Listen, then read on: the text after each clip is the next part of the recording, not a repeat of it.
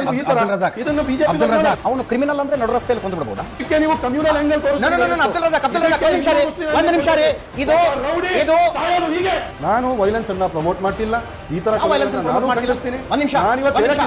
ಮೊಹಮ್ಮದ್ ಪೈಗಂಬರ್ನ ಬೈದಿದ್ದ ಅನ್ನೋ ಕಾರಣಕ್ಕಾಗಿ ಒಬ್ಬನ ಮನೆಗೆ ನುಗ್ಗಿ ಕೊಂದು ಹಾಕಿದ್ರೆ ನ್ಯಾಷನಲ್ ಚಾನೆಲ್ ಅಲ್ಲಿ ಕೂತ್ಕೊಂಡು ಅದನ್ನ ಸಪೋರ್ಟ್ ಮಾಡಿದವರು ನೀವು ವೈಲೆನ್ಸ್ ಅನ್ನು ಒಂದು ವಿಷಯವನ್ನ ಬಿಟ್ಟು ಬೇರೆ ಯಾವ ವಿಷಯದಲ್ಲಿ ಯಾವ ವಿಷಯ ಬಿಟ್ಟು ಮುಸಲ್ಮಾನರಾಗ್ಲಿ ನಾನಾಗ್ಲಿ ಈ ತರ ವರ್ತಿಸಿದ್ವಿ ಅಂತ ನಾನು promote that rule is not in this country.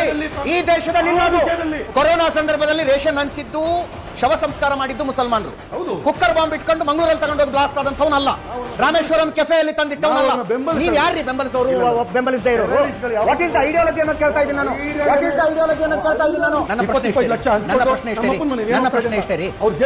Udayagiri police station ಮೇಲೆ ದಾಳಿ ಮಾಡಿದ್ರೆ ಬೇಲ್ ಕೊಡಿಸೋದು ಕೂಡಾಡಿದ್ರಲ್ಲ, ನೈತಿಕತೆ ನಿಮ್ದು? ನೈತಿಕತೆ ಇಟ್ಕೊಂಡು ಮಾತಾಡ್ತೀರಿ? ಅವ್ರು ಯಾರು? ಸಣ್ಣ ಮಕ್ಕಳು ಯಾಕೆ? ಸಣ್ಣ ಮಕ್ಕಳಿಗೆ ತಾಯಿ ಯಾರು ಹೇಳ್ತಾರೆ ಡಿಫರೆನ್ಸ್ ಗೊತ್ತಾಗುತ್ತೆ ತಾನೆ? ಅಬ್ದುಲ್ ರಜಾಕ್ ಯಾವ ಧರ್ಮ ರಕ್ಷಣೆ ಮತ್ತಿದೇನಿದು? ಹಳೆ ಹುಬ್ಬಳ್ಳಿ ಪೊಲೀಸ್ ಸ್ಟೇಷನ್ ಮೇಲೆ ದಾಳಿ ಆಯ್ತು, ಅವರನ್ನ ಅಮಾಯಕರು ಬಿಡುಗಡೆ ಮಾಡಬೇಕು ಅಂತ ಯಾಕೆ? ಈ ಒಂದು ವಿಷಯ ಬಿಟ್ಟು ಯಾಕೆ ಉಳಿದವ್ರ ಬಗ್ಗೆ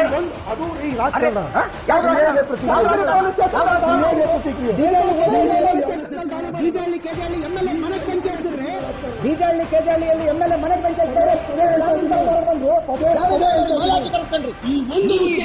ಶಾಂತಿ ಬಿಟ್ಟು ಬೇರೆ ಯಾವ ವಿಷಯ ಆಗಿರಲಿ ಖಂಡಿಸ್ತೀವಿ.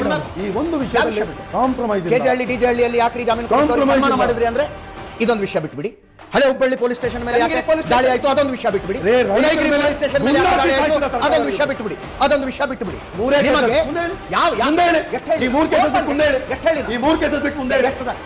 ಕನ್ಯಾಕುಮಾರಿಯಿಂದ ಹಿಡಿದು ಕಾಶ್ಮೀರದ ಶ್ರೀನಗರ ತನಕ